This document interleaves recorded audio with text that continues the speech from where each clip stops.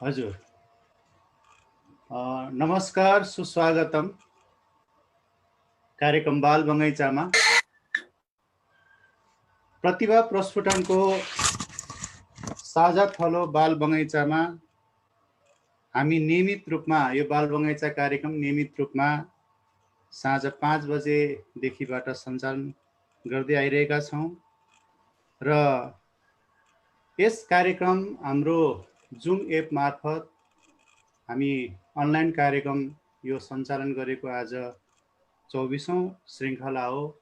यस श्रृङ्खलामा म सम्पूर्ण आजका प्रमुख अतिथि विद्यार्थी भाइ बहिनीहरू सबैलाई म हार्दिक स्वागत गर्न चाहन्छु।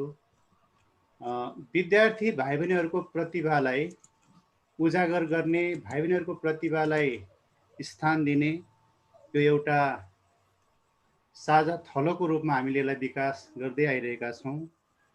प्रतिभाका कुरा गरौँ, पढाइका कुरा गरौँ, खेल र स्वास्थ्य, खानपान, आहार विहार, योग, ध्यान, प्राणायामका कुरा गरौँ, संस्कार र संस्कृतिका कुरा गरौँ भन्ने यसको मूल ध्येय रहेको छ।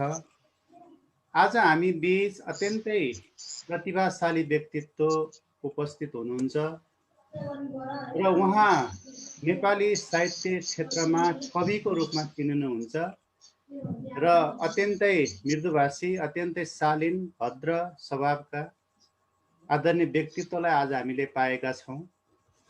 उहाँलाई मैले जति प्रशंसा गरे पनि कमै हुन्छ। उहाँलाई मैले अत्यन्तै नजिकबाट चिन्ने अवसर पनि पाएको छु। हामी श्री जनप्रिय माध्यमिक विद्यालयमा सहकार्य गर्दै अगाडि बढिरहेका छौँ। मैले संक्षेपमा उहाँको परिचयतर्फ भाइ बहिनीहरूलाई केही सुनाएर अनि कार्यक्रमको शुभारम्भ गर्नेछु। सुभाष खनाल हामी बीच हुनुहुन्छ। सुभाष खनाल कविको रूपमा उहाँलाई हामी चिन्छौँ। बकैया गाउँपालिका वडा नम्बर 5 मकवानपुरमा जन्मनुभएका सुभाष खनालको जन्म 2043 सालमा भएको हो। उहाँ कविता लेखन 2057 सालदेखि कविता लेखनबाट उहाँ क्रियाशील हुनुहुन्छ। करिब 1.5 दशक यता हेटौडामै बसेर साहित्यमा साधनारत हुनुहुन्छ। उहाँ विभिन्न साहित्यिक एक्टिभिजमा उहाँको ठुलो भूमिका रहेको छ। उहाँले विचारको उल्टो नदी 2071 मा कविता सङ्ग्रह प्रकाशित गर्नुभएको हो। यसै गरी उहाँले भौतिक शास्त्रमा एमएससी र बिएड सम्मको अध्ययन पुरा गर्नुभएको छ। कोलगेट उत्कृष्ट छात्र पुरस्कार 2058, सेहजङ स्मृति कथा पुरस्कार 2059, एसएलसी को जिल्ला तृतीय भएपछि उहाँलाई कर्मचारी मिलन समाजले 2059 सालमा सम्मान गरेको छ। खबरपत्र सम्मान 2062, सङ्काय प्रथम गरेर मकवानपुर बहुमुखी क्याम्पसबाट 2062, 63 र 64 सालमा उहाँलाई सम्मान गरेको छ। यसै गरी झरना रजत सम्मान 2075, आकुरा राष्ट्रिय कविता प्रतियोगितामा नेपालगञ्जमा भएको थियो। नेपालगञ्जमा भएको कविता प्रतियोगिता 2064 सालमा भएको कविता प्रतियोगिता उहाँ तृतीय हुनुभएको छ। महिला हिंसा विषयक जिल्ला स्तरीय कविता प्रतियोगिता 2063 मा उहाँ प्रथम हुनुभयो। खबर ब्रेक सम्मान 2076 मा उहाँ खबर ब्रेकले उहाँलाई सम्मान गरेको छ। साहित्य सम्मान 2076, मेरठ साहित्य रत्न सम्मान 2074, नेपाल भारत साहित्य सम्मान वीरगन्जमा भएको थियो 2075 मा उहाँ सम्मानित हुनुभएको छ। अन्य सामाजिक सङ्घ संस्थाहरूले उहाँलाई सम्मान गरेको छ। लेखनका साथसाथै साहित्यिक भूमिका निर्माण गर्नुभएका खनालज्यू गजल मञ्च मकवानपुरका संस्थापक सचिव, चितवन एसोसिएसन अफ फिजिक्स स्टुडेन्ट्सका पूर्व उपाध्यक्ष, साहित्य सङ्गम मकवानपुरका पूर्व अध्यक्ष, श्याम प्रसाद शर्मा स्मृति प्रतिष्ठानका संस्थापक सचिव र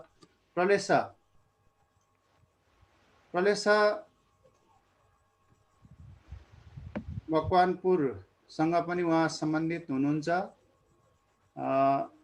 र उहाँ टिम टेलिभिजनमा कार्यक्रम सञ्चालकको रूपमा उहाँलाई हामी चिन्छौँ। उहाँले अहिले कार्यक्रम सृजनाका सुसेली भन्ने कार्यक्रम उहाँले सञ्चालन गर्दै आउनुभएको छ। एउटा राम्रो प्रस्तोताको रूपमा पनि सरलाई हामीले चिन्दछौँ र उहाँले कविता बाहेक साहित्यमा कथा, निबन्ध, समीक्षा, लेखन आदिमा कलम चलाउनु भएको छ। सपनाका अवयव उहाँले लेख्नु भएको दोस्रो कविता सङ्ग्रह हो। यसरी नेपाली साहित्य क्षेत्रमा सुभाष खनाल अत्यन्तै लोकप्रिय, चर्चित र एउटा युवा साहित्यकारको रूपमा हामी चिन्छौँ। उहाँलाई मैले अघि नै शुभारम्भमा भने जतिसुकै प्रशंसा गरे पनि कमै हुन्छ।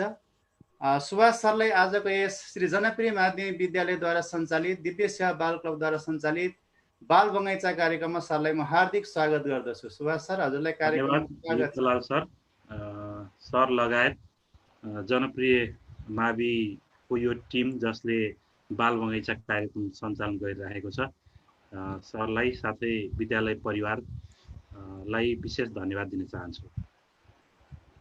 सर, आज हामी खास गरेर विद्यार्थी भाइ बहिनीहरूलाई लेखन सिपको अभिवृद्धि कसरी गराउने, हजुर, लेखन सिपका विधाहरू चाहिँ कविता, कथा, निबन्ध, गजल लगायत विभिन्न विधाहरू छन्।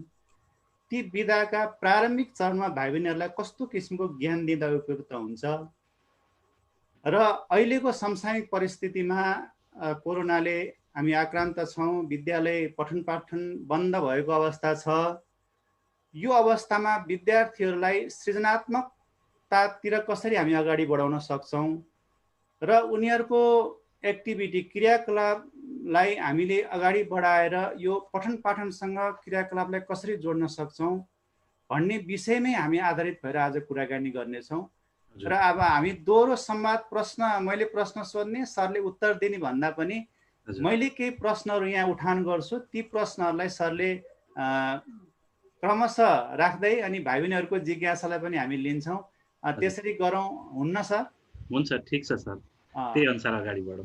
त्यसरी गरौँ। र मैले प्रारम्भमा भने विशेष गरेर साहित्यमा लेखन सिपको अभिवृद्धि कसरी गराउने भाइ बहिनीहरूलाई र त्यसपछि सृजनात्मकतातिर भाइ बहिनीहरूलाई कसरी अगाडि बढाउने र कथा के हो, कविता के हो, निबन्ध के हो, अनि गजल के हो, मुक्तक के हो, अब यी विभिन्न विधाहरू छन्। यी विधामा सरले क्रमशः चाहिँ भाइ बहिनीहरूले बुझ्ने भाषामा, अनि बीचमा मैले सरलाई अनुरोध पनि गरेँ, बीचमा सरका साहित्यिक रचनाहरू विशेष गरेर कविताहरू पनि वाचन गरिदिन म हार्दिक अनुरोध गर्दछु। सरलाई आज हामीले कविको रूपमा चिनाएका छौँ, त्यस कारणले गर्दा आज सरका रचनाहरू पनि हामी सुन्नेछौँ र भाइ बहिनीहरूसँग सवाल जवाफ पनि गर्नेछौँ। अब म सम्पूर्ण समय हजुरलाई हस्तान्तरण गर्दछु। धन्यवाद युक्तलाल सर, सरले यो अवसर सिर्जना गर्नुभयो, यस निम्ति धन्यवाद। र जति पनि उपस्थित भाइ बहिनीहरू हुनुहुन्छ सबैजनालाई नमस्कार पनि गर्छु मेरो तर्फबाट र स्वागत पनि गर्छु कार्यक्रममा।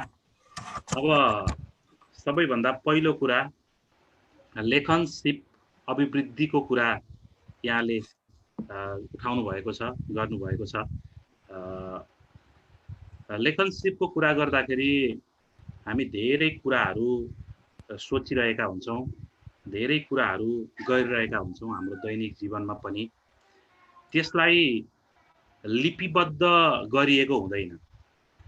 लिपिबद्ध गरियो भने त्यही कुरा लेख बन्छ, त्यही कुरा कविता बन्छ, त्यही कुरा गजल बन्छ, त्यही कुरा विभिन्न निबन्धहरू बन्न सक्छन्। जब लिपिबद्ध गरिँदैन भने त्यही कुराहरू उम्केर गइराखेका हुन्छ र हामीले सोच्ने, हामीले सञ्चालन गर्ने जुन कुराहरू छन् त्यसलाई लिपिबद्ध लिखित रूपमा राखियो भने त्यो चाहिँ लेखन हुन्छ अथवा लेख हुन्छ अथवा त्यो चाहिँ सिर्जना हुन्छ भन्ने अनुभूति गर्छु म। र यसरी लेख्दै गर्दाखेरि अब लेखहरू बन्न सक्छ, विचार बन्न सक्छ, संस्मरण बन्न सक्छ, दैनिकी बन्न सक्छ, कविता, बन्न सक्छ। त्यस्तै कथा, उपन्यास, गीत लगायत साहित्यका विभिन्न हाँगाहरूमा हामीले कलम चलाउन सक्छौँ, लेखन गर्न सक्छौँ। अब यसरी अहिले मैले बोलिराखेको छु, सामान्य तरिकाले बोलेको हुन्छु, लेखन गर्छौँ, सामान्य तरिकाले लेखन गर्छौँ। त्यो सामान्य तरिकाले भन्दाखेरि चाहिँ धेरै मनपर्दो लाग्दैन, त्यो साहित्य नबन्न पनि सक्छ। तर त्यसैलाई अलिकति कलात्मक ढङ्गले, त्यसैलाई अलिकति फरक शैलीले भनियो भने त्यो रचना बन्छ, त्यो साहित्य बन्न पुग्छ। जस्तो आजको एउटा सन्दर्भ, एउटा उदाहरण प्रस्तुत गर्छु म। जस्तो आज बिहान भाइ बहिनीहरूले पनि अनुभव गरेको हुनुपर्छ सबैजनाले, एउटा भूकम्प आयो।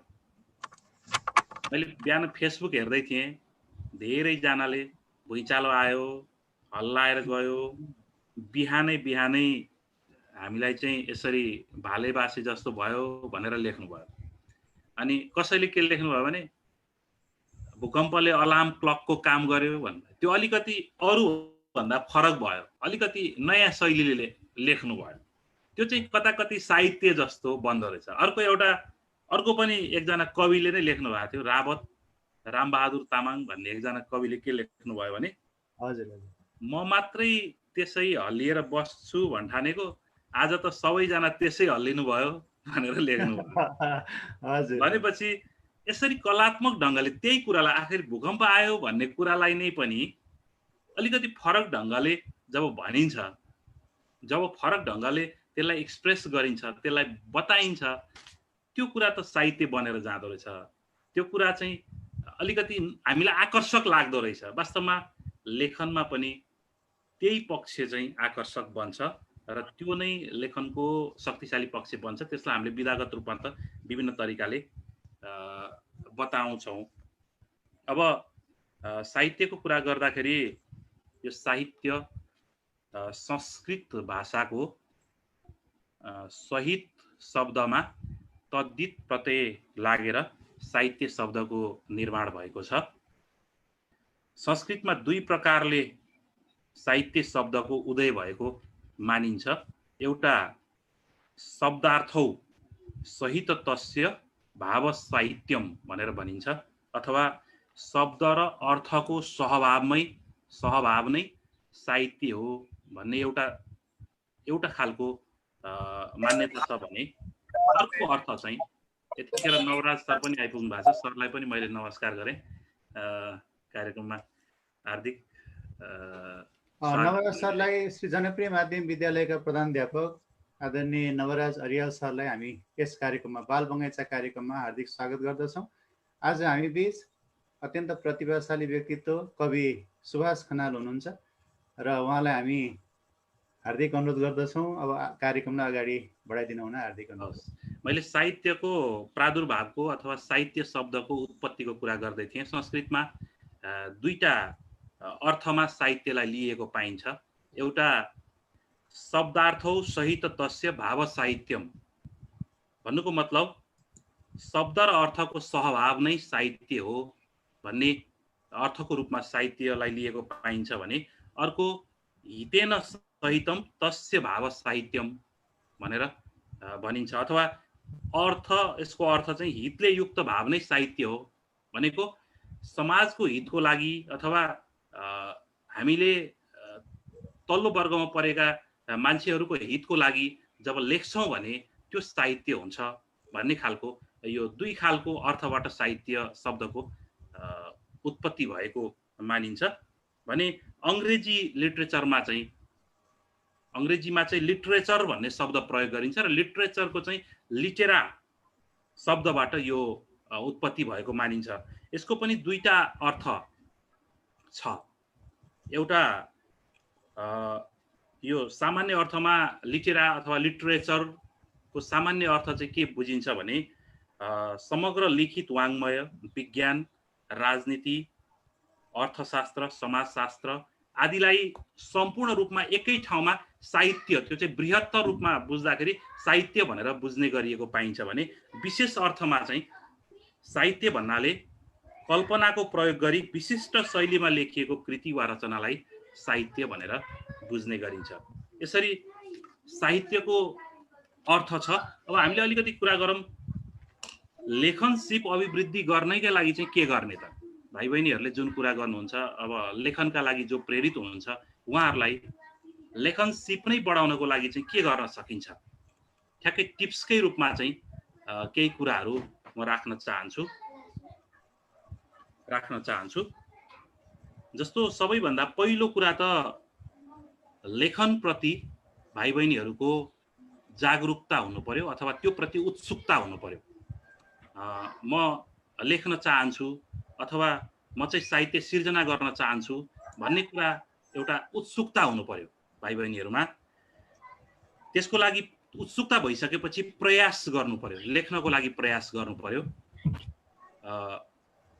जस्तै कविताहरू सुनिन्छ, रेडियोमा सुनिन्छ, टिभीमा सुनिन्छ, आजभोलि युट्युबको जमाना छ।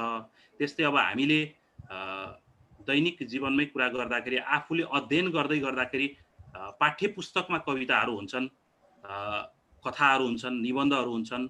ती कुराहरूलाई अध्ययन गर्दै गर्दाखेरि पनि आफूलाई त्यो जस्तै अर्को एउटा बनाएर लेखौँ भन्ने तरिकाले उत्प्रेरित हुनु पर्यो, लेखनको प्रयास गर्नु पर्यो। अब लेखनको प्रयास गरिसकेपछि अब त्यो लेखनको बारेमा जानकार त हुनु पर्यो। जानकार हुनका लागि अध्ययन पनि आवश्यक पर्छ। अध्ययनको कुरा गर्दाखेरि दुई खालको अध्ययन, एउटा रचनाको अध्ययनले जस्तो कविता लेख्ने हो भने कविताको अध्ययन धेरै गर्नु पर्यो, कथा लेख्ने हो भने कथाको अध्ययन धेरै गर्नु पर्यो। धेरैवटा कथाहरू अध्ययन गरेपछि यसरी कथा लेखिदो रहेछ, यस्तो विचार लिएर कथा लेखिदो रहेछ, यस्तो कविताहरू लेखिदो रहेछ, यस्ता टेक्निक्सहरू प्रयोग गरेर कविताहरू लेखिदो रहेछ भन्ने कुरा थाहा हुन्छ। अर्को त्यसको सैद्धान्तिक पक्ष पनि अध्ययन गर्नुपर्छ। जस्तो कविता लेख्ने हो भने कवितामा के तत्त्वहरू हुन्छन्, त्यसका शीर्षकका कुरा होलान्, त्यसका भावका कथ्यका कुराहरू होलान्, त्यसमा लय विधानका कुराहरू होलान्, हैन, त्यसका बिम्ब अलङ्कार प्रतीकका कुराहरू होलान्। ती विषयवस्तुहरूलाई पनि अध्ययन गर्नुपर्छ, सैद्धान्तिक रूपमा पनि अध्ययन गर्नुपर्छ। त्यसले लेखनमा थप निखार ल्याउनको लागि सहयोग गर्छ। त्यसपछि अर्को कुरा प्रशिक्षण सेमिनारहरू पनि चलिरहेका हुन्छन्। अहिले पछिल्लो समय मकवानपुरमै पनि एकजना साहित्यकार हुनुहुन्छ, झरना साहित्यिक परिवारका अध्यक्ष दीपक गौतम, उहाँले पनि अनलाइन साहित्य प्रशिक्षण भनेर विभिन्न प्रशिक्षणका कार्यक्रमहरू चलाइराख्नु भएको छ। हो त्यस्तो प्रशिक्षण सेमिनारहरूमा सहभागी भएर पनि आफ्नो लेखनलाई अभिवृद्धि गर्न सकिन्छ। त्यस्तै साहित्यिक रचना सुनाउने कार्यक्रमहरू हुन सक्छन्, गोष्ठीहरू हुन सक्छन्। त्यस्ता गोष्ठीहरूमा गएर आफ्ना रचनाहरू प्रस्तुत गरेर अरूका रचनाहरू सुनेर पनि साहित्यिक लेखनीमा चाहिँ आफूलाई अगाडि बढाउन सकिन्छ। यसो हुँदै गर्दाखेरि लेखन, अब जब आफू लेख्न थालिन्छ, लेखन गर्दै गर्दाखेरि पनि अरूले जस्तै लेखियो भने त फेरि आफ्नो अर्थ हुँदैन। एकचोटि शङ्कर लामिछाने नेपालका सुप्रसिद्ध निबन्धकार हुनुहुन्छ, उहाँ लक्ष्मीप्रसाद देवकोटाकोमा जानुभएछ। लक्ष्मीप्रसाद देवकोटा नेपाली वाङ्मयिक क्षेत्रका एकजना विशद प्रतिभा हुनुहुन्छ, कवि, निबन्धकार, ठुला लेखक हुनुहुन्छ। उहाँ कहाँ जानुभएछ र अब मैले कस्तो रचना लेख्ने भनेर सोध्नु भएछ।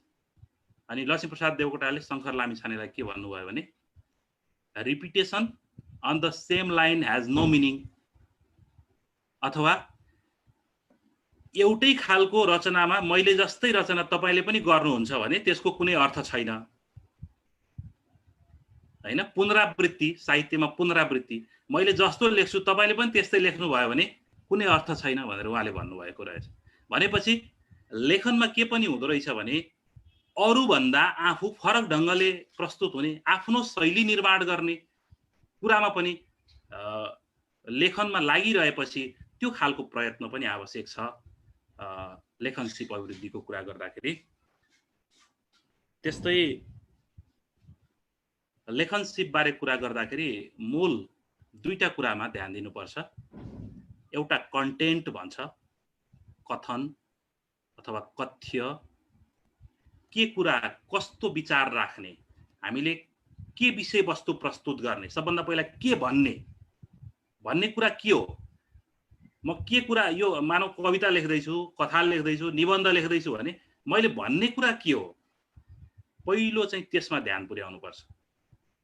अनि त्यो भइसकेपछि दोस्रो पाटो भने कसरी भन्ने, कस्तो शैली प्रयोग गरेर भन्ने।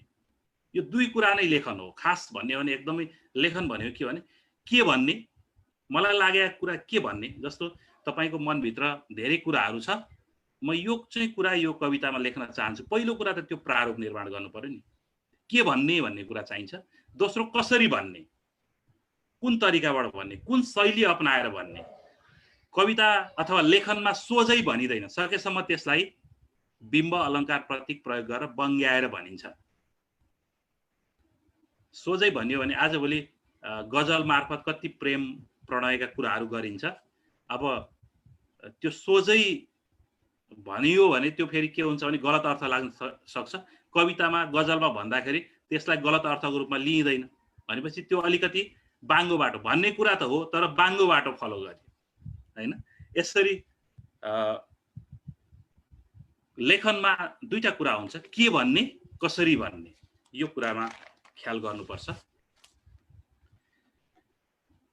अब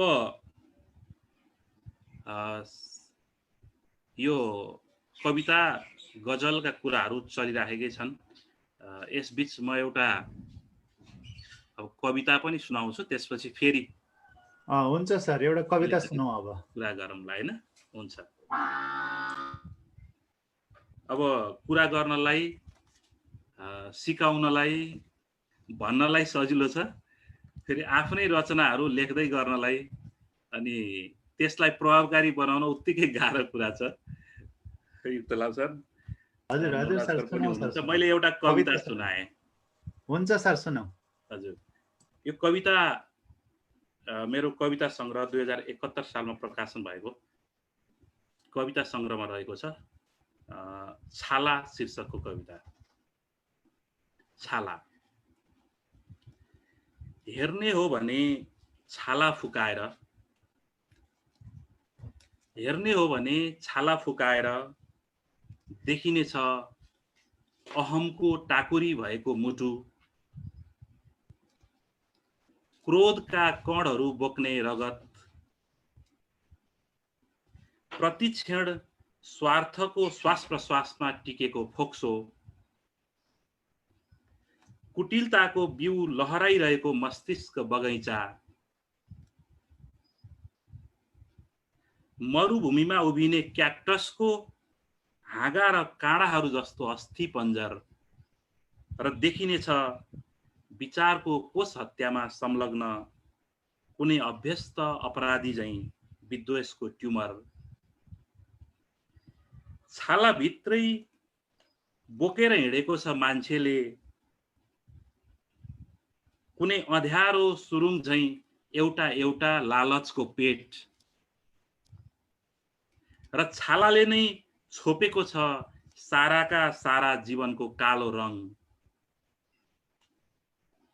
उभेर चौकमा मूल्य तोक्नेहरू छन् छालाको, सेतो छाला सबैभन्दा महँगो, कालो छाला सबैभन्दा सस्तो, वा कालो छाला सबैभन्दा महँगो, सेतो छाला सबैभन्दा सस्तो, गहुँ गोरो औसत वा जस्तो पनि, कारण कि छालाको मूल्यले मान्छेको मूल्य बोक्ने युग हो यो।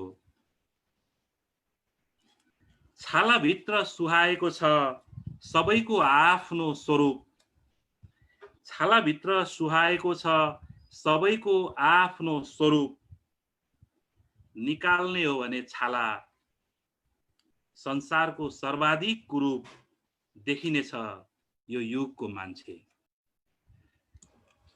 हजुर, अत्यन्त मिठो। हामी धेरै चीजहरू लुकाएर हिँडिराखेका हुन्छौँ। भित्र धेरै कुरूपताहरू हुन्छ तर बाहिर एउटा छाला अनुहार चाहिँ राम्रो बनाएर हिँडिराखेका हुन्छौँ, धेरै चिजहरू लुकाएर हिँडिराखेका हुन्छौँ भन्ने हजुर हजुर सन्दर्भ बाहिरी सुन्दरता चाहिँ अत्यन्त राम्रो हुन्छ तर भित्री चाहिँ अत्यन्त कुरूप हुन्छ। हजुर, त्यही सन्दर्भमा लेखिएको कविता। अब यहाँ विद्यार्थी भाइ बहिनीहरू थुप्रै हुनुहुन्छ। अब साहित्य सिर्जना लेखनको कुरा गर्दाखेरि अलिकति मैले आफ्नो कुरा पनि सेयरिङ गर्न चाहेँ, आफूले लेखन यात्रा सुरु गर्दाको कुरा पनि सेयरिङ गर्न चाहेँ। जस्तो कि म 2057 मैले 2057 सालदेखि कविता लेख्न सुरु गरेको। म त्यतिखेर महेन्द्र मावि छतिवनमा अध्ययन गर्थेँ। त्यहाँ अध्यापन गर्नुहुने गुरुहरू रमेश मोहन अधिकारी, त्यस्तै आज जसरी विद्यार्थी भाइ बहिनीहरूलाई युक्तलाल सर, नवराज सरहरूले यसरी उत्प्रेरणा दिइराख्नु भएको छ, त्यसै गरी हामीलाई पनि रमेश मोहन अधिकारी, जो तपाईँहरूकै मलाई लाग्छ बाल बगैँचामा योभन्दा अघिल्लो यात्रामा आउनु पनि भयो, आइसक्नु हो रमेश सर, आउनु पनि भयो। हजुर, उहाँ, त्यसै गरी उद्धव सापकोटा, जनार्दन खनाल सरहरूले कविता लेख्न उत्प्रेरणा दिनुहुन्थ्यो। त्यहाँ झरना साहित्यिक परिवार भन्ने संस्थाले वार्षिक रूपमा ठुलो कार्यक्रम आयोजना गर्थ्यो, मासिक रूपमा पनि कार्यक्रमहरू आयोजना गर्थ्यो। त्यसमा हामी सुरुमा चाहिँ सुन्न जान्थ्यौँ। अनि यसरी सुन्न जाने सन्दर्भमा एक दिन बुवाले भन्नुभयो, मेरो बुवा गोकर्ण खनाल, बुवाले पनि कविता लेख्नुहुन्थ्यो। अनि उहाँको डायरीहरू चाहिँ म पढ्थेँ, खोजेर पढ्थेँ घरमा भएको डायरीहरू। अनि त्यसरी जाने क्रममा बुवाले के भन्नुभयो भने, अब यो कति दिन चाहिँ कविता सुन्न मात्रै जाने हो, यसो केही त लेखेर सुनाए पनि हुन्थ्यो नि, कविता चाहिँ केही लेखेर सुनाए पनि हुन्थ्यो नि भन्ने खालको उहाँले कुरा गर्नुभएपछि एउटा कार्यक्रममा चाहिँ मैले कविता त सुनाएँ, तर त्यो प्रतियोगितात्मक कार्यक्रम थियो, मुना बाल पत्रिकाबाट चोरेर लगेर सारेर सुनाएको थिएँ सुरुको कविता चाहिँ। अनि त्यही कविता फर्स्ट भयो। अब आफूलाई त थाहा छ चोरेर लगेर सुनाएको छु कविता, तर त्यही कविता फर्स्ट भयो। अब त्यहाँका निर्णायकहरूले त्यो पत्रिका त्यो संयोगले पढिदिनु भएको थिएन, उहाँहरूले थाहा पाउनु भएन। अब मैले पुरस्कार त पाएँ, तर मलाई राति सपनामा यस्तो सपना देख्न पुगेछु, के भयो भने त्यो पुरस्कार फिर्ता गर्नु परेको सरहरूले थाहा पाएर चाहिँ यस्तो काम राम्रो होइन भन्नुभएको खालका कुराहरू देखेँ। त्यसपछि दोस्रो कार्यक्रममा जाँदाखेरि चाहिँ अब चाहिँ अहिले पो थाहा पाउनु भएन, अब त हुँदैन, अब आफैले लेख्नुपर्छ, आफैले केही न केही जस्तो हुन्छ रचना सिर्जना गर्नुपर्छ भन्ने ढङ्गले चाहिँ उत्प्रेरित भएर अनि आफैले जस्तो आउँछ त्यस्तै कविता सुनाएर लेखेर लिएर गएँ र सुनाएँ। त्यो कविता द्वितीय भएको थियो। यसरी कहिलेकाहीँ अरूका कविताहरूबाट इम्प्रेसन भइन्छ, त्यसरी सुनाउन मन पनि लाग्ला, तर मूल कुरा चाहिँ अरूका कविताहरू पढ्नु चाहिँ पर्छ, तर लेख्न चाहिँ आफ्नै लेखेर सुनाउने बानीको विकास गर्नुपर्छ। लेखनमा ख्याल गर्नु भाइ बहिनीहरूले आफू प्रस्तुत हुँदै गर्दाखेरि अरूको धेरै अध्ययन गर्ने, त्यसबाट कुराहरू सिक्ने र प्रस्तुत गर्ने बेलामा चाहिँ आफ्नै मौलिक रचनालाई प्रस्तुत गर्नुपर्छ भन्ने पनि म धारणा राख्न चाहन्छु। अब साहित्यको फेरि अलिकति कुरा थप गरौँ। साहित्यमा चारवटा विधाहरू हुन्छन् मूल रूपमा। एउटा कविता, दोस्रो नाटक, तेस्रो निबन्ध, चौथो आख्यान भनिन्छ। आख्यान भनेको चाहिँ कथा र उपन्यास, चारवटा विधाहरू हुन्छन् मुख्य रूपमा। कविता विधा, कविता विधामा गीत, गजल, मुक्तक लगायतका कुराहरू सबै कविता विधामा आउँछन्। त्यसपछि दोस्रो हुन्छ नाटक विधा, तेस्रो हुन्छ निबन्ध, त्यसपछि चौथो हुन्छ आख्यान। आख्यानमा चाहिँ कथा र उपन्यास पर्दछ। यो प्रारम्भिक रूपमा जानकारी राख्नुपर्छ। अब कविता लेखनको सन्दर्भको कुरा गर्दै हुनुहुन्थ्यो सरले। कविता लेखन मूल रूपमा दुई तरिकाले गरिन्छ, एउटा पद्यमा, अर्को गद्यमा। पद्य भनेको छन्द हो, छन्दमा कविता लेखन गरिन्छ। अर्को गद्य भनेको चाहिँ अघि मैले सुनाएको जस्तो त्यसमा आन्तरिक लय चाहिँ हुन्छ, कविताभित्रै अन्तर्लय चाहिँ हुन्छ, तर त्यसरी कुनै नियमबद्ध तरिकाले लेखिँदैन। छन्दको चाहिँ आफ्नै नियम हुन्छ। जस्तो तपाईहरु म्याथमेटिक्समा a+b को होल स्क्वायर भनेर पढ्नुहुन्छ, त्यस्तै पद्य कविताहरूमा, छन्द कविताहरूमा सूत्र हुन्छ। जस्तो शार्दूल विक्रीडित छन्द भयो भने त्यहाँ 19 वटा अक्षरहरू हुनुपर्छ, त्यसमा लघु गुरुका कुराहरू हुन्छन्। हामी त्यो पद्य कविताको सन्दर्भमा जाँदैनौँ, किनभने मलाई लाग्छ पुरुषोत्तमजी आइसक्नु भएको छ। पुरुषोत्तमजीले पनि केही कुराहरू तपाईहरुलाई शेयरिङ गर्नुभयो होला, र म पनि आफू व्यक्तिगत रूपले पद्य कविता लेखन गर्दिनँ, गद्य कविता लेखन गर्छु।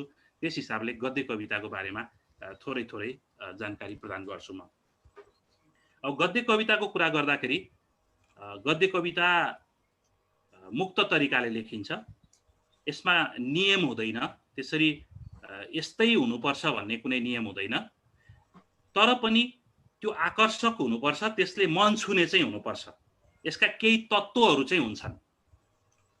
ती तत्त्वहरू के हुन् भन्दाखेरि सबभन्दा पहिलो यसको शीर्षक लेखिन्छ। त्यो शीर्षक के हुनुपर्छ भने पूर्ण कविताको मूल थीम त्यो शीर्षकले बोल्नुपर्छ। मूल त्यो पुरै कविताको मूल विषय शीर्षक पढ्दाखेरि त्यो मूल विषय त्यो शीर्षकले दिने खालको शीर्षक हुनुपर्छ।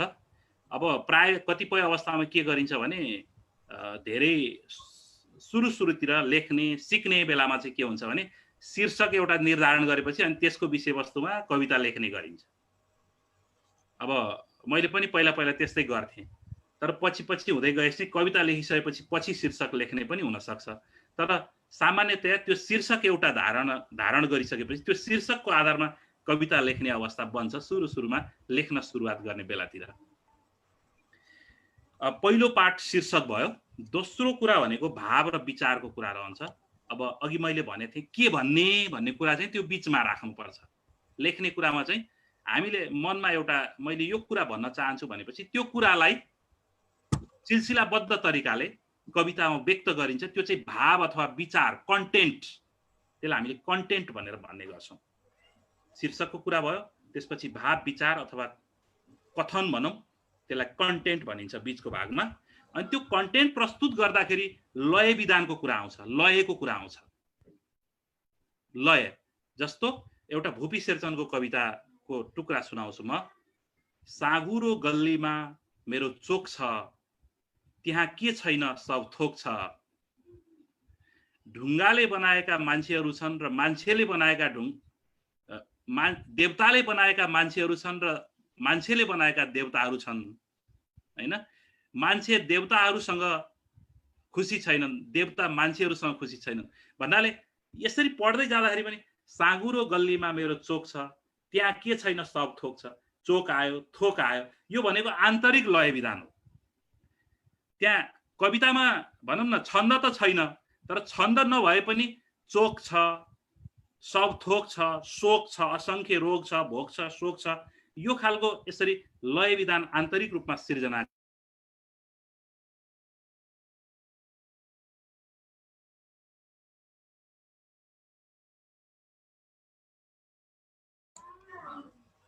सरसँग हाम्रो सम्बन्ध विच्छेद भएको छ, उहाँसँग जोइन हाम्रो टुटेको छ। केही छिनपछि सुभाष सर आउनुहुनेछ। म यो बिचमा म अब हाम्रो श्री जनप्रिय माध्यमिक विद्यालयका प्रधानाध्यापक आदरणीय नवराज सर यस कार्यक्रममा उपस्थित हुनुहुन्छ। सुभाष सर आएपछि अझ सान्दर्भिक हुन्छ। म सरलाई हार्दिक स्वागत गर्दछु। अघि नै पनि मैले स्वागत गरिसकेँ। यसै गरी भाइ बहिनीहरू हामी बिच आज भाइ बहिनीहरू हुनुहुन्छ। हामी बिच भाइ बहिनीहरू जोडिनु भएको छ, नियमित रूपमा जोडिनु भएको छ भाइ बहिनीहरू। उहाँहरूलाई हामी स्वागत गर्दछौँ। आज हामी बिच युनिसा वाग्ले, हाम्रो मेदनाथ सापकोटा, अनि स्वीकृति पौडेल, सुप्रिया दाहाल, उदिता राई, प्रेक्षा तिमल सिन्हा, सौगात सापकोटा, प्रसुना तिमल सिन्हा, सपना लामा, सुजिना बलामी र दिया सापकोटा, सामना नेपाल, सुजिता बन्जारा भाइ बहिनीहरू उपस्थित हुनुहुन्छ। म म उहाँहरूलाई पनि धेरै धेरै धन्यवाद दिन चाहन्छु। नियमित रूपमा कार्यक्रममा सहभागी भइरहनु भएको छ र सुभाष सरले हामीलाई कविता लेखन कसरी गर्ने, पद्य कविता र गद्य कविताका धेरै कुराहरू सरले हामीलाई सुनाउनु भयो। पद्य भनेको चाहिँ छन्दमा आधारित भएर लेखिने कविता, त्यसका आफ्नै नियम हुन्छन्, विधान हुन्छन्। अब त्यसपछि गद्य कविता चाहिँ सरले भन्नुभयो आन्तरिक लय विधान चाहिँ हामीले मिलाउन सक्छौँ, तर त्यसको नियम र परिधि यो नै हुन्छ भन्ने हुँदैन। अब यी कुराहरू आज हामीले धेरै महत्त्वपूर्ण कुराहरू सिकेका छौँ। भाइ बहिनीहरूलाई मैले के अनुरोध गर्न चाहन्छु भने हामीले यो कार्यक्रम लाइभ पनि भइरहेको छ। भाइ बहिनीहरूले यदि घरमा गएर पनि यो कार्यक्रम सुनेर ती कुराहरूलाई चाहिँ भाइ बहिनीहरूले नोट गरेर पनि आफ्नो कविता यात्रालाई प्रारम्भ गर्न सक्छौ, शुभारम्भ गर्न सक्छौ। त्यसो भयो भने तिमीहरूलाई कविता लेख्ने तरिका, कविता लेख्ने विधिको बारेमा जानकारी हुन्छ र तिमीहरूको सृजनात्मकता बढ्छ। म यो अनुरोध गर्न चाहन्छु भाइ बहिनीहरूलाई। त्यस कारणले गर्दा हामी हाम्रो कार्यक्रमलाई बृहत्तर बनाउन चाहिरहेका छौँ। हाम्रो कार्यक्रम सबै भाइ बहिनीहरूले सुनुन् र यो साहित्यिक क्षेत्रका कुराहरू, सङ्गीत क्षेत्रका कुराहरू र विभिन्न योग ध्यान प्राणायामका कुराहरू, खेलका कुराहरू र हाम्रो पठन पाठन सम्बन्धी कुराहरू र विद्यालयका गतिविधिहरू सर्वत्र एउटा चाहिँ प्रचार प्रसार होस् र सबै भाइ बहिनीहरूले यो विषयमा चाहिँ एउटा ज्ञान हासिल गर्न सकुन् भन्ने पनि हाम्रो उद्देश्य रहेको छ। त्यस कारणले गर्दा यो कार्यक्रममा हामी सहभागी भइरहेका छौँ। सुभाष सरको प्राविधिक कारणले गर्दा हामी बीच उहाँ उपस्थित हुन केही समयपछि उपस्थित हुनुहुनेछ। म यो बीचमा श्री जनप्रिय माध्यमिक विद्यालयका प्रधानाध्यापक आदरणीय नवराज अरियाल सरलाई केही शब्दहरू राखिदिनु हुन हार्दिक अनुरोध गर्दछु। नवराज सर, हजुरलाई स्वागत छ कार्यक्रममा। हजुर, धन्यवाद सर। दिव्य सेवा बाल क्लबको प्रस्तुति बाल बगैँचा को आज हामी नयाँ भागमा छौँ। अब यो भागमा विशेष गरी सुभाष सरलाई म स्वागत गर्न चाहन्छु। अलि ढिलै भए पनि म स्कुलबाट घर जाँदैछु र बिच बाटोमै यहाँ जोडिराखेको छु, किनभने सुभाष सर आउने भनिसकेपछि यसलाई सकेसम्म मिस नगरौँ भन्ने मेरो विचार रह्यो र बिचमा म यहाँ जोडिएँ र सँगै मैले चाहिँ चिया पनि खाइरहेको थिएँ। सायद सरले पनि देख्नुभयो, भाइ बहिनीहरूले पनि देखे होला। मलाई यो कार्यक्रम गरिरहँदा एउटा कुरा चाहिँ के महसुस भयो भने हामीलाई कुनै चिजको नसा चाहिँ हुनुपर्ने रहेछ। जस्तै भाइ बहिनीहरूलाई पनि पढाइको नसा भयो अथवा यस्तै साहित्य सिर्जना गर्ने नसा भयो अथवा चढ्यो भने भाइ बहिनीहरूले चाहिँ कुनै नसा कुनै व्यक्तिलाई लागिसकेको छ भने त्यो नसा उसले हतपत छोड्न सक्दैन, त्यो नसालाई उसले अप्नाइरहन्छ। त्यस्तै यो साहित्यको नसा चाहिँ भाइ बहिनीहरूलाई जाग्यो भने भाइ बहिनीहरू निश्चय नै यसमा चाहिँ डुब्नेछन् र भाइ बहिनीहरूले सिर्जनामा चाहिँ तल्लीन भएर लाग्नेछन्। जसरी यहाँ चाहिँ चियामा चाहिँ नसामा डुबिरहेको थिएँ, यो यस्तै गरी यो साहित्य पनि एउटा नसा हो मलाई जहाँसम्म लाग्छ। त्यसमा भाइ बहिनीहरू डुब्नुपर्छ। त्यहाँ डुबिसकेपछि मात्रै त्यहाँबाट चाहिँ सृजनात्मक कुराहरू अगाडि बढ्छन् र भाइ बहिनीहरूले चाहिँ नयाँ नयाँ सिर्जना पस्किन सक्नुहुनेछ। त्यसकारण यो साहित्यिक कार्यक्रममा, यस्तो कार्यक्रममा डुब्नको लागि म भाइ बहिनीलाई विशेष यहाँबाट चाहिँ अनुरोध गर्न चाहन्छु। जुन कार्य यो दिव्य सेवा बाल क्लबले गरेको छ र यसको सबै तारतम्य युक्तलाल सरले मिलाउनु भएको छ। विशेष गरी युक्तलाल सरलाई फेरि पनि म यहाँ धन्यवाद दिन चाहन्छु र भाइ बहिनीहरू जो जोडिराखेको छ, खुसी लागेको छ। म त अझ भाइ बहिनीहरूलाई के भन्छु भने आफ्नो सङ्ख्या अझ अगाडि बढाऊ, साथीहरूलाई अझ जम्मा गर र सँगसँगै यो अभियानमा चाहिँ सरिक हौ, तिमी पनि हौ र अरूलाई पनि सहभागी गराऊ। त्यो गरे भने मात्रै यो कार्यक्रमको चाहिँ अझ शोभा बढ्नेछ भन्न चाहन्छु। र सुभाष सर वास्तवमा मकवानपुरको एउटा विशिष्ट साहित्यकारको रूपमा परिचित हुनुहुन्छ र उहाँ हाम्रै विद्यालयको टिचर पनि हुनुहुन्छ। उहाँ सिटिभिटी तर्फ चाहिँ फिजिक्स विषय पढाउनुहुन्छ। साइन्स विषय पढ्ने विद्यार्थी भनौँ, साहित्यकार कमै मात्रामा चाहिँ हुन्छन् भन्ने छ, तर सरले चाहिँ आफ्नो विषय फरक र साहित्य फरक विधा भए पनि त्यसलाई सँगसँगै लिएर अगाडि बढिरहनु भएको छ र वास्तवमा यो एउटा महत्त्वपूर्ण कार्य हो, काम हो।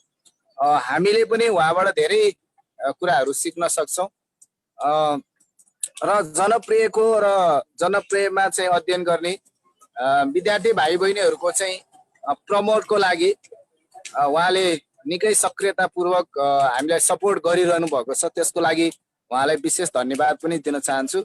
निश्चय नै सुभाष सरले साहित्य कसरी सिर्जना गर्ने, कविता कसरी लेख्ने, अब कविता लेख्दाखेरि के कुरामा चाहिँ विचार पुर्याउनु पर्छ, गद्य कविता भनेको के हो, पद्य कविता भनेको के हो, कसरी लेखिन्छ, कसरी तारतम्य मिलाउनु पर्छ र विचारहरू कसरी राख्नुपर्छ भन्ने कुरा यहाँ स्पष्टसँग राख्नु भएको छ। भाइ बहिनीहरूले यसलाई सुनेर मनन गर्नु पर्यो र साँच्चीकै यो कुरालाई चाहिँ व्यवहारमा उतार्ने प्रयास पनि गर्नु पर्यो र केही न केही बिहान बेलुका 1-2 लाइन लेख्ने अभ्यास अहिले चाहिँ सुरुवातमा गर्नु पर्यो। जबसम्म यो सरले भनेका कुराहरूलाई मनन गरेर अलिकता चाहिँ समय निकालेर यसो घोत्लिएर केही लेख्ने प्रयास गरिन्न, तबसम्म यो सुनेर मात्रै यसको औचित्य चाहिँ पुष्टि हुँदैन। त्यसकारण मलाई विश्वास छ भाइ बहिनीहरूले यो कुरालाई सुन्दै महसुस गर्दै अहिलेको फ्री समय छ, त्यो फ्री समयमा कल्पनाको सागरमा डुब्दै, प्रकृति पनि अहिले वरिपरिको प्रकृति हेर्ने हो भने एकदम सुरम्य छ, हरियाली छ। अब पानी पर्छ, कहिले कहिले झरी छ। यो विषयमा आफूलाई उभ्याउँदै केही नयाँ सिर्जना पस्किने, केही नयाँ लेख्ने प्रयास चाहिँ गर्नुपर्छ। मलाई विश्वास छ भाइ बहिनीहरूले त्यसलाई चाहिँ गर्नेछन् र युक्तलाल सरले यो कार्यक्रम चलाइरहँदाखेरि यसको लोकप्रियता एकदम बढेको मैले देखेको छु। हजुर सरलाई विशेष धन्यवाद दिँदै सर म टुङ्ग्याउँछु। विशेष धन्यवाद दिन चाहन्छु युक्तलाल सर अनि सुभाष सरलाई।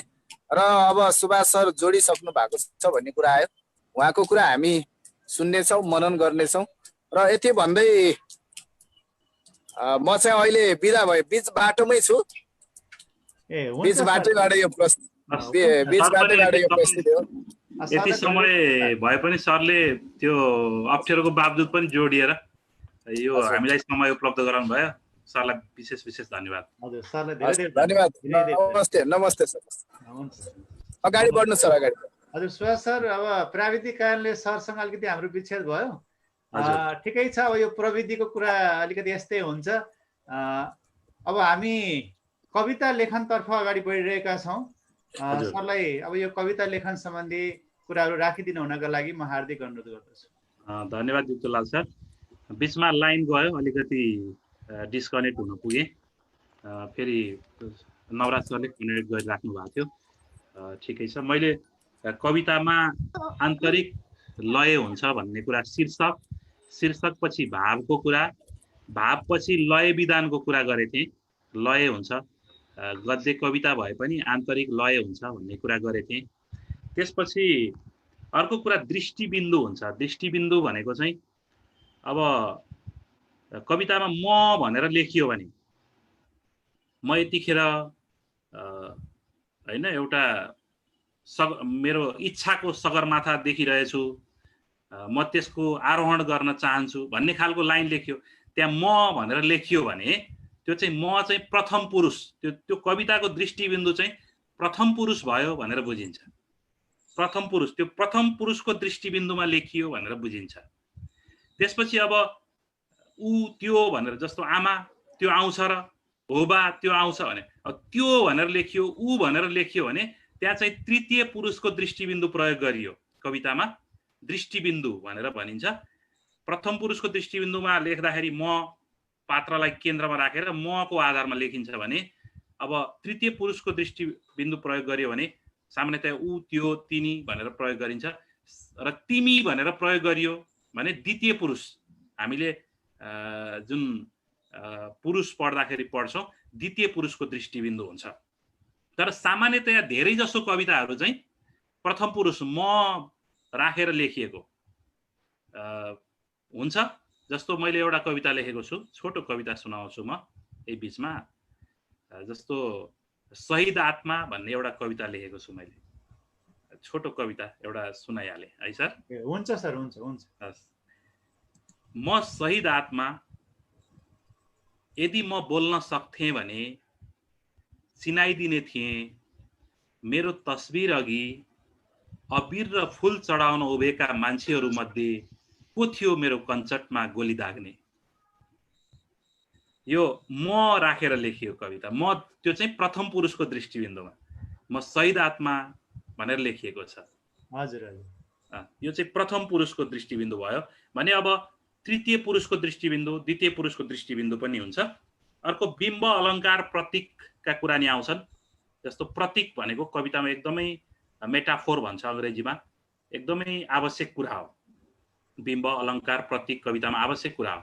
जस्तो सोझै भन्दैन कविताले, कविताले बाङ्गो बाटो पछ्याउँछ, कविताले बाङ्गो तरिकाले भन्छ। जस्तो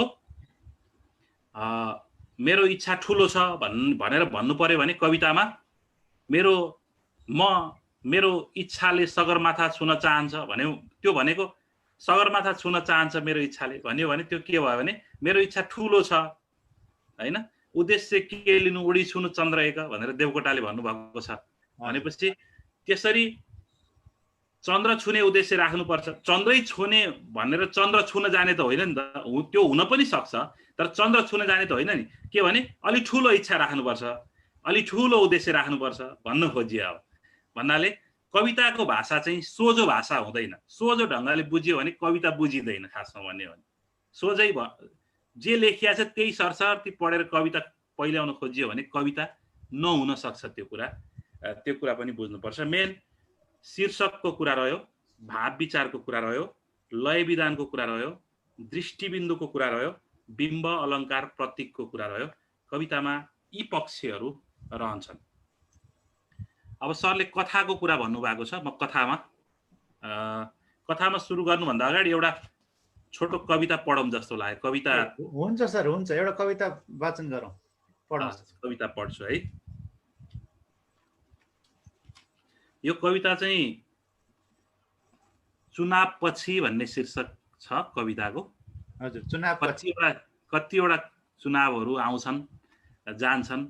पछिल्लो समय पनि स्थानीय चुनाव आयो, त्यसपछि अर्को चुनाव आयो।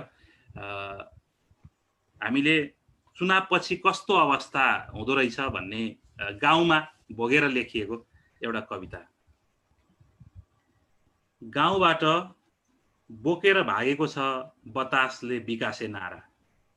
पहिला त विकासको नारा खुब आएको थियो, अब चाहिँ हजुर हजुर, अब विकासको नारा गयो भनेर। गाउँबाट बोकेर भागेको छ बतासले विकासे नारा। अब उस्तै छ गाउँ, अब पहिले जस्तै छ गाउँ। कलेटी परेको ओठमा जिब्रोले थुक दल्दै बारीमा कोसाबाट फुट्न थालेको भटमा स्याहार्दैछ चिम्से कान्छा। मासको झाल खेतको आलीबाट हराएको गुनासो छ पौडेल जेठाको। भैँसीले अम्रो खसालेन भन्दैछन् तिमसिना काइला। गाउँको चौतारोमा चल्न सुरु भएको छ फेरि मेला पर्मका कुरा। चुनाव अघि आएथे प्लास्टिकका नयाँ भाँडा झैं सुकिला मान्छेहरू गाउँमा। सुपर ग्लूले टाँसिए झैं हातले गरिरहेथे एकहोरो नमस्कार। फेरि हराएको छ गाउँमा कृत्रिम मुस्कानको व्यापार। फेरि हराएको छ गाउँमा कृत्रिम मुस्कानको व्यापार। बोल्न नसक्ने गोपीलाल गइरहेछ गोठालो। दाइजोको औकात नपुगेर बिहे नभएकी तिर्की माया हिँडिरहेछ पत्कर स्वर्ण। सर्पको बिगबिगी भो भन्दैछिन् मन्जु भाउजू। चुनावी सुरमा बेलबहादुरलाई पिटी भाग्ने बोमजन साइलो फर्केको छ गाउँ र गर्दैछ पछुतो। हजुर, कुनै फिरन्ते चटके झैं चुनाव आयो र फर्किगयो। अब उस्तै छ गाउँ। वर्षौंदेखि पोको पारेर सपनाको हस्ताक्षर पठाएका हुन् सुदूर सहरतिर गाउँबाट। फर्की आउँदा आउँछ एक पम्पलेट आश्वासन, त्यही आइपुग्न पनि आउनुपर्छ अर्को चुनाव। र संयोग चुनावसँग अनौठो बेसन पनि आउँछ र टाँसिरहन्छ गाउँको आँखामा। र संयोग चुनावसँग अनौठो बेसन पनि आउँछ र टाँसिरहन्छ गाउँको आँखामा। यो चुनाव पछिको परिस्थितिलाई चुनाव पछिको लेखिएको कविता। हजुर हजुर ठिक छ सर, राम्रो छ, अत्यन्त राम्रो छ। हजुर यो कविता पछि अब कथाको कुरा गर्दै हुन्थ्यो सरले, कथाको थोरै कुरा गरौँ। ए हुन्छ सर, अब हुन्छ। कथा भनेको चाहिँ खासमा एउटा घटनालाई अलिकति आकर्षक ढङ्गले प्रस्तुत गरियो भने त्यो कथा बन्छ। कुनै घटना छ, त्यो घटनालाई विशेष गरी पास्टसँग रिलेटेड गरेर बितेको पक्षसँग सम्बन्धित गरेर कथा लेख्ने गरिन्छ। कथामा पनि शीर्षकीकरण सबैभन्दा पहिला विषयवस्तुको खोजी हुन्छ। कुन विषयको कथा लेख्ने भनेर त्यो विषयवस्तुको खोजी हुन्छ। त्यसपछि विषयवस्तु अनुसारको चरित्र निर्माण गरिन्छ। त्यो कथा लेख्नको लागि त्यो कथाको लागि कस्तो पात्र आवश्यक पर्छ, अथवा मानौँ न एउटा दुःखको कथा लेख्नु छ भने त्यहाँ दुःख पाएकै पात्र चाहिन्छ। सुखको कथा लेख्नु छ भने त्यहाँ सुख पाएकै पात्र चाहिन्छ। उसँग ठुलो घर हुनुपर्छ, त्यहाँ 2-4 गाडी हुनुपर्छ, अथवा ऊ सहरमा बसेको हुनुपर्छ खालको त्यो घटनाक्रम निर्माण गर्नुपर्छ कथा लेख्दाखेरि।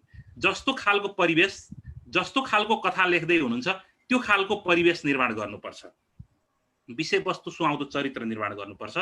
त्यसपछि कथाको लम्बाइ बारे पनि ख्याल गर्नुपर्छ। कति लामोसम्म कथा लेख्ने, त्यसलाई मैले कति फैलाउने, यो कथाको टुङ्ग्याइ यसरी हुन्छ भने यतिसम्मको यति लम्बाइको यो कथा हुन सक्छ भन्ने पनि ख्याल गर्नुपर्छ कथा लेख्ने क्रममा। त्यसपछि कथा वाचन पनि कविता जस्तै, जस्तो लेखकको दृष्टिबिन्दुमा पनि लेख्न सकिन्छ। यस्तो भएको थियो, यस्तो भएको थियो भनेर त्यो लेखकले नै डिस्क्राइब गरिदिन्छ। लेखकको दृष्टिबिन्दुमा पनि कथा हुन सक्छ, अथवा म पात्रको दृष्टिबिन्दुमा पनि कथा हुन सक्छ, म भनेर लेखिने कथा। अर्को कथा कुन समयको हो, जस्तो मानौँ न दशैंको बेलाको कथा हो भने त्यहाँनिर अब वातावरण चित्रण गर्दाखेरि, त्यो कथा लेखनको वातावरण चित्रण गर्दाखेरि दशैंको मौसमको बारेमा त्यहाँ कथामा चित्रण गर्नुपर्ने हुन्छ। यी सबै कुराहरूलाई मिला अनि पात्रहरू कस्ता छन् त्यो अनुसार कथामा के गर्नुपर्छ भने संवादहरू निर्माण गर्नुपर्छ। मानौ गाउँका पात्रहरू छन् अनि हामीले बक्सियोस्, खाइ बक्सियोस्, लाई बक्सियोस् खालका संवादहरू निर्माण गरियो भने त्यो कथा हुँदैन। त्यहाँ कथाको त्यो राम्रो कथा बन्न सक्दैन। गाउँको पात्रहरू छन् भने गाउँकै खालको चाहिँ के बन्नुपर्छ भन्दाखेरि तपाईको संवादहरू हुनुपर्छ। गाउँमा कस्तो खालको बोलीहरू बोलिन्छ, कस्ता खालका शब्दहरू प्रयोग गरिन्छ टिपिकली, त्यो खालको संवादहरू निर्माण गर्नुपर्छ। अनि अलि पढे लेखेका व्यक्तिहरूको कथा छ भने पढे लेखेको खालकै अलिकति बौद्धिक स्तरको संवादहरू तयार गर्नुपर्छ। त्यो संवाद निर्माण गर्दाखेरि पनि कथामा विशेष रूपमा ख्याल गर्नुपर्छ। र कथा भनेको मैले भनिहालेँ कुनै एउटा निश्चित घटनाको आकर्षक लेखन नै कथा हो। जस्तो उपन्यास र कथामा के फरक छ भनेर भन्दाखेरि झ्यालबाट हेरियो र एउटा दृश्य निर्माण भयो, त्यो दृश्यलाई लेखियो भने सानो एउटा विषयवस्तु हेरेर लेखियो भने त्यो चाहिँ कथा बन्छ। अनि बाहिरै निस्केर, ढोकाबाट बाहिरै निस्केर सारा संसार हेरेर ठुलो विषयवस्तुमा लेख्यो भने त्यो चाहिँ उपन्यास बन्छ भनेर भन्ने गरिन्छ। हजुर, त्यसरी कथा र उपन्यासको अलिकति विभेदीकरण गरिन्छ।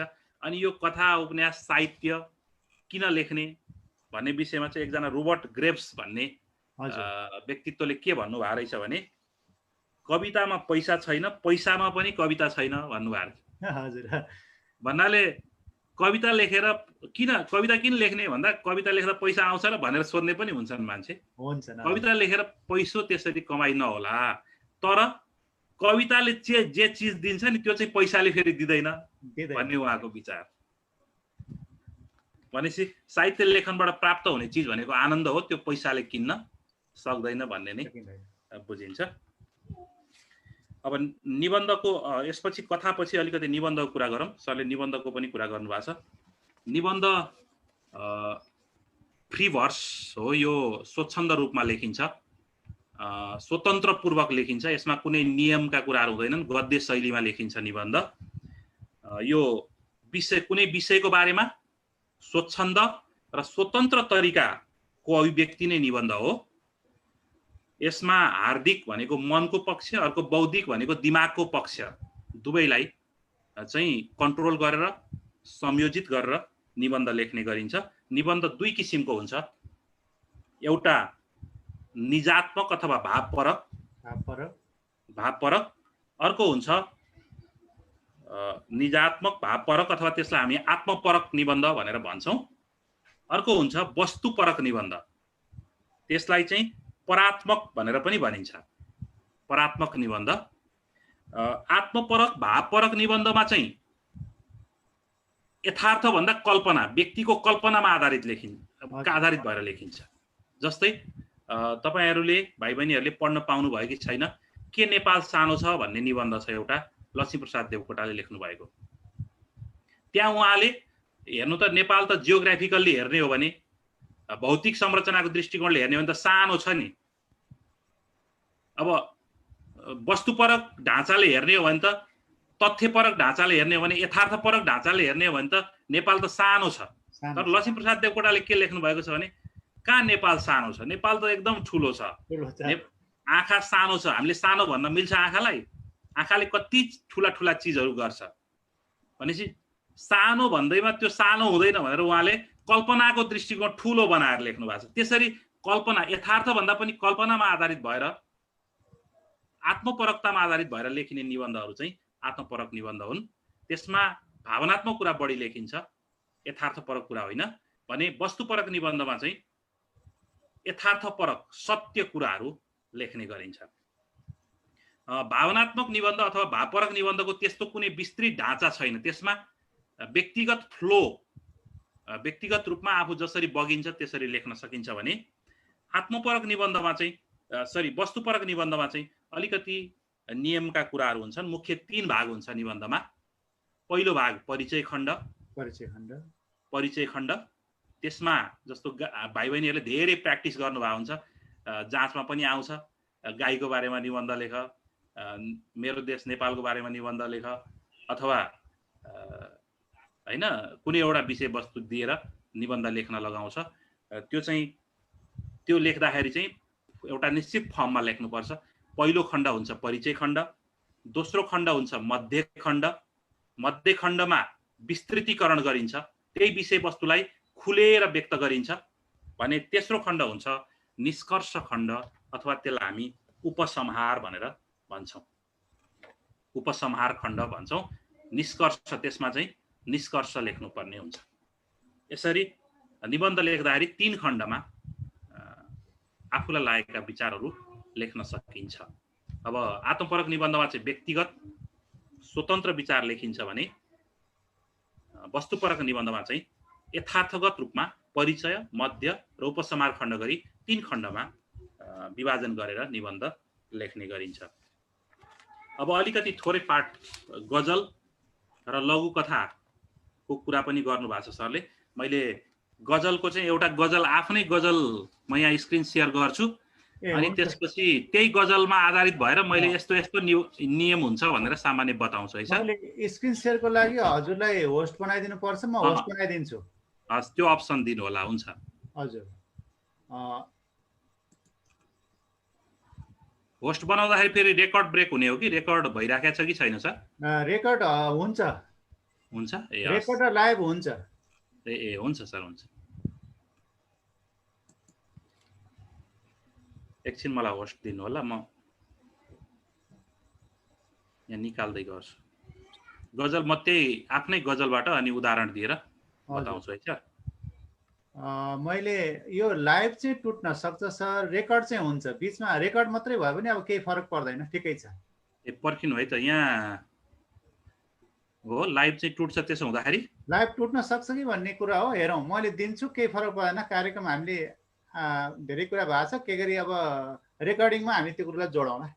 ए हुन्छ सर, हुन्छ। रेकर्ड पनि टुटेन जस्तो लाग्यो। टुटेन है। लाइभ पनि ठिक छ सर, राम्रो छ। हस् हस्, म सेयर गर्छु है सर।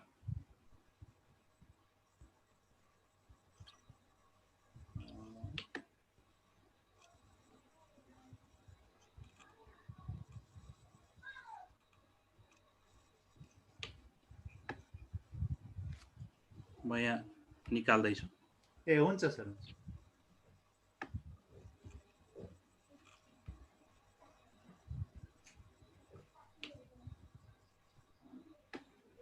यो मेरो आफ्नै ब्लगबाटै हो सर।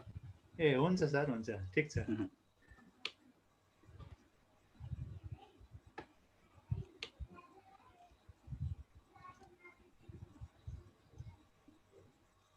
यहाँ मैले एउटा मैले अब फरक फरक खालको गजलहरू लेख्छु, तर यहाँ एउटा प्रेमपरक गजल चाहिँ सुनाउँछु। गाएरै सुनाम होला जस्तो लाग्यो। हुन्छ सर, गाएरै सुनाऊ है। स्वर चाहिँ त्यति राम्रो छैन। यो देखिएको छ सर? देखिएको छ, प्रष्ट देखिएको छ। ए ल, म यो सुनाउँछु पनि र यसमा भएको सामान्य गजलको नियम पनि म यसबाटै बताउँछु है सर। हुन्छ। यो गजल मैले 2000 कति सालमा लेखेको, यहाँ तल डेट छैन रहेछ। यो 65 सालतिर हुनुपर्छ जस्तो लाग्छ। गजल यस्तो छ। सारा भुलेर मेरो छेउ आयो, सारा भुलेर मेरो छेउ आयो, यस्तो खुलेर मेरो छेउ आयो, सारा भुलेर मेरो छेउ आयो, यस्तो खुलेर मेरो छेउ आयो, शून्य शून्य यो बगर जिन्दगीमा, शून्य शून्य यो बगर जिन्दगीमा, रमाई डुलेर मेरो छेउ आयो, सारा भुलेर मेरो छेउ आयो, यस्तो खुलेर मेरो छेउ आयो। छाया राम्रो लाग्छ तिमी मात्र होइन, गाढा घुलेर मेरो छेउ आयो। मैले वाचनै गरेँ। म भागी हिँडेथे दुखाएर स्वप्न, सँगै झुलेर मेरो छेउ आयो, सारा भुलेर मेरो छेउ आयो, यस्तो खुलेर मेरो छेउ आयो।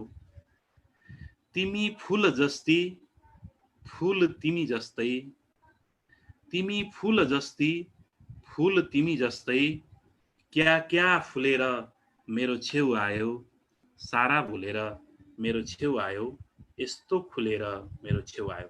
यहाँ यो जुन माथिल्लो पंक्ति छ, सारा भुलेर मेरो छेउ आयो, यसलाई गजलमा एउटा टेक्निकल टर्म छ, मिसरा एउला भन्छ। यो माथि यो दुवैलाई चाहिँ मिसरा भन्छ। अनि यो मिसराको पनि यो 2 लाइन हुन्छ गजलमा, प्रत्येक शेर भन्छ। यो 1 शेर, 2 शेर, 3 शेर, 4 शेर, 5 शेरको गजल छ। 5 वटा शेरहरू छन्। अनि यो 2 लाइनको एक जुन बन्छ पंक्ति, त्यो पंक्तिलाई शेर भन्ने चलन हुन्छ गजलमा। अनि त्यो शेरमा 2टा मिसराहरू हुन्छन्, मिसरा भन्छ। त्यो माथिल्लोलाई मिसरा एउला भनेको, सारा भुलेर मेरो छेउ आयो भनेको मिसरा एउला भन्ने त्यो शब्द प्रयोग गरिन्छ। अनि तल्लो यस्तो खुलेर मेरो छेउ आयो भनेर जुन प्रयोग, त्यो मिसरा एसानी भनेर त्यसलाई नाम दिइन्छ। त्यो पंक्तिको नाम हो। माथिल्लो मिसरा एउला, तल्लो मिसरा एसानी। जस्तो यहाँ शून्य शून्य यो बगर जिन्दगीमा भनेको यो माथिल्लो लाइन मिसरा एउला, यो दोस्रो शेरको, अनि रमाई डुलेर मेरो छेउ आयो भनेको यो दोस्रो लाइन चाहिँ मिश्रा यसानी हो। यो दुईटा मिश्राहरू मिलेर एउटा शेर बन्छ। अनि यो गजलमा अन्तिम जुन शेर हुन्छ, तिमी फुल जस्ती फुल तिमी जस्तै क्या क्या फुलेर मेरो छेउ आयो, यो चाहिँ मेरो छेउ आयो, यसलाई मक्ता भन्छ। फारसी भाषामा मक्ताको अर्थ टुङ्ग्याउने हुन्छ, यो चाहिँ मक्ता भन्छ यसलाई, मक्ता। अन्तिम शेरलाई मक्ता भनेर भन्ने गरिन्छ। अनि यो विशेष गरी गजल भनेको उर्दू फारसीबाट चाहिँ बिस्तारै भारतीय पाकिस्तान भारत हुँदै नेपाल छिरेको विधा हो। मोतीराम भट्टले नेपालमा गजल भित्राएका हुन् र यो चाहिँ पहिला यसको शाब्दिक रूपमा यो चाहिँ विशेष गरी प्रेमिकासँगको कुराकानी अथवा श्रृङ्गारिक भावधाराबाट यो सुरु भएको, तर आजभोलि गजल सबै विषयमा लेख्ने गरिन्छ। अनि यसमा जुन लेख्ने शैलीको कुरा गर्दाखेरि गजलमा अब छन्द कविता जस्तै शब्द सङ्ख्या मिलाउने, त्यसका नियमहरू मिलाउने अर्को पाटो भयो। त्यो चाहिँ अलि त्यो झन् भित्र गएपछि हुने कुरा भयो। पहिलो कुरा चाहिँ काफिया र रदिफ चाहिँ मिल्नै पर्छ। काफिया रदिफ भनिन्छ। जस्तो यो भुलेर खुलेर डुलेर भुलेर भन्ने चाहिँ काफिया हो। यो अन्त्यानुप्रास युक्त जुन शब्दहरू हुन्छन् त्यसलाई हामी काफिया भन्छौँ। काफिया पछि रदिफ आउँछ। रदिफ चाहिँ दोहोरिने शब्द अथवा शब्द भनौँ न शब्दको समूहलाई हामी रदिफ भन्छौँ। अनि त्यो अन्त्यानुप्रास युक्त जुन शब्द हुन्छ त्यसलाई हामी काफिया भन्छौँ। पहिला काफिया हुन्छ अनि रदिफ हुन्छ। हामी कार भनेर सम्झ्यौँ भने सजिलो हुन्छ। भुलेर खुलेर डुलेर घुलेर झुलेर फुलेर भनेको यो चाहिँ काफिया भयो। अनि त्यसका पछाडि आउने मेरो छेउ आयो यो दोहोरिने, मेरो छेउ आयो भनेर दोहोरिने चाहिँ रदिफ भयो। रदिफ दोहोरिन्छ, काफिया दोहोरिँदैन। रदिफ जहिले पनि काफियाको पछाडि आउँछ। कार भनेर सम्झिँदा हुन्छ। कार काफिया त्यसपछि रदिफ। अनि रदिफ दोहोरिन्छ, काफिया दोहोरिँदैन। अनि गजलहरूमा के हुन सक्छ भने काफिया मात्रै भएको, रदिफ नभएको गजल पनि हुन सक्छ, काफियामा गएर टुङ्गिने। तर काफिया नै भएन भने चाहिँ गजल हुँदैन। रदिफ मात्रै भएर गजल हुँदैन, काफिया चाहिँ हुनै पर्छ। त्यो अन्त्यानुप्रास युक्त पदहरू चाहिँ हुनै पर्छ। त्यस्तो नियम हुन्छ। र यसको सामान्य संरचना चाहिँ पहिलो दोस्रोमा यो काफिया मिलाइन्छ। तेस्रोमा काफिया मिलाउनु पर्दैन। तेस्रोमा यो भनौँ न अनुप्रास मिलाउनु पर्दैन। चौथोमा गएर फेरि अनुप्रास मिलाउनु पर्छ। पाँचौँमा पर्दैन। छैठौँमा गएर फेरि अनुप्रास मिलाउनु पर्छ। यसरी गजल लेख्ने चलन हुन्छ। यो चाहिँ सामान्य नियम मैले बताएँ गजलको बारेमा।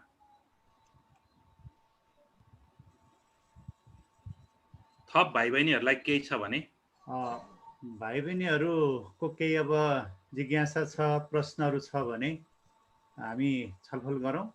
र सरले अत्यन्त महत्त्वपूर्ण गजलको बारेमा, निबन्धको बारेमा, कथाको बारेमा भाइ बहिनीहरूले नोट पनि गरिरहनु भयो होला। अब आज यदि छलफल भाइ बहिनीहरूसँग भएन भने कुनै समय मिलाएर हामी सरसँग फेरि यो विषयमा हामी छलफल गर्नेछौँ। र आज अलिकति अब समय पनि हाम्रो निर्धारित समयभन्दा अलिकति हामी अगाडि बढिसकेका छौँ। भाइ बहिनीहरू पनि केही भाइ बहिनीहरू हामीसँग विच्छेद पनि भइसक्नु भएको छ। सर अब जाँदै अन्त्यमा भाइ बहिनीहरूसँग हामी अन्तर्क्रिया हामी पछिल्लो कार्यक्रममा गर्नेछौँ। जाँदै अन्त्यमा भाइ बहिनीहरूलाई के सल्लाह सुझाव दिनुहुन्छ सर? अलिकति केही राखिदिनु होला, त्यसपछि हामी कार्यक्रम समापन गर्नेछौँ। हवस् सर। अब जुन बाल बगैँचा कार्यक्रम युक्तलाल सरले तपाईँकै इनिसिएसनमा मूल रूपमा र जनप्रियको एक खालको उत्प्रेरणामा सञ्चालन भइरहेको छ। यो कार्यक्रम निरन्तरताको लागि पनि शुभकामना दिन चाहन्छु आदरणीय युक्तलाल सरलाई र विद्यार्थी भाइ बहिनीहरूलाई पनि यो कार्यक्रममा जोइन भएर विभिन्न क्षेत्रका व्यक्तित्वहरूसँग यसरी अन्तर्क्रिया गर्ने अवसर जुन बनेको छ त्यसमा चाहिँ जोइन भएर तपाईँहरू पनि एक खालको लाभ लिनु होला। बौद्धिक लाभ भनौँ यसलाई। अरू लाभ त यसबाट हुँदैन। बौद्धिक रूपमा मानसिक रूपमा तपाईहरुलाई फाइदा पुग्छ। भोलि तपाईहरु अध्ययन गर्दै गर्दाखेरि यी विषयवस्तुहरू माथिल्ला कक्षाहरूसम्म जाँदाखेरि काम लाग्छन्। त्यस हिसाबले पनि लाभ लिनु होला भन्न चाहन्छु। बाल बगैँचाको यो कामको लागि विशेष धन्यवाद। अब जनप्रिय सबैको मनप्रिय बनिरहेको छ। म पनि सोही संस्थामा पढाउँछु। त्यहाँको प्राविधिक मा विज्ञान विषय, विज्ञानमा विशेष गरी भौतिक विज्ञान मैले त्यहाँ पढाउँछु। आइएससी एग्रिकल्चर, प्लान्ट एनिमल दुईटा र त्यसै गरी इलेक्ट्रिकल इन्जिनियरिङमा फिजिक्स पढाउँछु। जनप्रियमा धेरै विन्जेसहरू छन्। जनप्रिय अहिले मकवानपुरको एक खालको हब बनिराखेको छ। जनप्रियलाई तपाईहरुले माया गर्नुहोला। हामीलाई के लाग्छ भने नजिकको तीर्थ हेला भने जस्तो लाग्छ। यही छ के छ र, अथवा हामी केही प्राप्त गरेका छैनौं भने जस्तो लाग्छ। अलि टाढा जान पाइयो भने धेरै चीज पाइन्छ कि भने जस्तो लाग्छ। तर त्यस्तो होइन। नजिकको तीर्थ हेला गर्नु हुँदैन। जनप्रियमा आज देशभरका विद्यार्थीहरू आएर पढ्ने वातावरण बनिराखेको छ। धेरै विन्जेसहरू छन्। प्राविधिक छ त्यहाँ। 9-12 को फेरि यता अर्को विन्ज पनि छ। 9-12 को प्राविधिक पनि छ। त्यसैगरी प्राविधिक छ। त्यसैगरी अंग्रेजी माध्यममा चाहिँ प्यारलल रूपमा पढाइ भइराखेको छ। नेपाली मिडियममा पढ्ने विद्यार्थी भाइ बहिनीहरूलाई पनि प्रशिक्षित र इनर्गेटिक शिक्षक साथीहरू हुनुहुन्छ। अब योगमा युक्तलाल सर आफै त्यहाँ योग गराइराख्नु भएको छ विद्यार्थी भाइ बहिनीहरूलाई समेटेर। आजको समयमा योगको महत्त्व पनि उत्तिकै बढ्दै गइराखेको छ। यसरी सृजनात्मक गतिविधिहरू, अर्को वेबिनार चलिराखेको छ। सृजनात्मक गतिविधिहरू गराइराख्नु भएको छ। कैलाश सर त्यतिकै सक्रिय हुनुहुन्छ, नवराज सर त्यतिकै सक्रिय हुनुहुन्छ, विदुर सरहरू हुनुहुन्छ लगायत। जनप्रियले जुन खालको काम गरिरहेको छ पछिल्लो समय, यो चाहिँ मकवानपुरमा एउटा उदाहरणीय कामहरू भइराखेको छ। जनप्रिय बिस्तारै मकवानपुरको मात्रै होइन देशकै हब बनिरहेको छ। त्यस हिसाबले हाम्रो काम भनेको जनप्रिय यस्तो छ भन्नु मात्रै होइन कि जनप्रियलाई संरक्षण गर्ने, जनप्रियलाई जोगाउने, आजको रेपुटेसनलाई कायम राखेर जनप्रियलाई थप क्रियाशील बनाउनु। अब क्वालिटीको दृष्टिकोणले पनि जनप्रिय देशमै उच्च छ भनेर चिनाउनु पछिल्लो आवश्यकता बनेको छ। यस निम्ति हामी सबै अग्रसर हुनुपर्छ। सबैले सकेको ठाउँबाट जहाँबाट सकिन्छ, जस्तो खालको योगदान गर्न सकिन्छ गर्नुपर्छ भन्ने विद्यार्थी भाइ बहिनीहरू साथै सर लगायत हामी सम्पूर्णले त्यो इफोर्ट गर्नुपर्छ भन्ने धारणा राख्छु सर। हजुर, सरलाई धेरै धेरै धन्यवाद। वास्तवमा जनप्रियमा सबै कुरा छ र जनप्रियको यो अभियानमा हामी सबैले साथ दियौँ र जनप्रियलाई वास्तवमै मनप्रिय बनाउने, एउटा राष्ट्रकै एउटा गौरवशाली संस्थाको रूपमा विकास गर्ने अभियानमा हामी सबैजना लागौँ भन्ने हामी सबैको चाहना रहेको छ। सुभाष सरले त अझ बढी विद्यालयदेखि लिएर सबै चाहिँ वातावरणदेखि लिएर सबै किसिमको भूमिकामा हुनुहुन्छ। त्यसकारणले गर्दा साहित्यको क्षेत्रमा अग्रणी भूमिका निर्वाह गर्नुहुने आदरणीय स्रष्टा युवा कवि सुभाष खनालले आजको यस बाल बगैँचा कार्यक्रममा आफ्नो महत्त्वपूर्ण समय हामीलाई प्रदान गर्नुभयो। त्यसका निमित्त म धेरै धेरै धन्यवाद दिन चाहन्छु विद्यालयको तर्फबाट, मेरो व्यक्तिगत तर्फबाट। आज सहभागी हुने हाम्रो अभिभावक सहित मेदना सापकोटा आफ्नो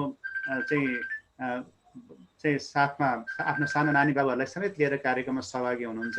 त्यसै गरी दिया सापकोटा, युनिसा वाग्ले, सुप्रिया दाहाल, सौगात सापकोटा लगायत यस कार्यक्रम मनिषा तिमल सिन्हा लगायत सबैलाई यस कार्यक्रममा सहभागी हुने सबै भाइ बहिनीहरूलाई, सम्पूर्ण भाइ बहिनीहरूलाई म धेरै धेरै धन्यवाद दिँदै आजका प्रमुख अतिथि युवा कवि सुभाष खनाललाई धेरै धेरै स्वागत सहित धन्यवाद दिँदै म आजको सम्पूर्ण कार्यक्रम यही समापन भएको घोषणा गर्दछु। हस्त, नमस्कार। नमस्कार, धन्यवाद। धन्यवाद।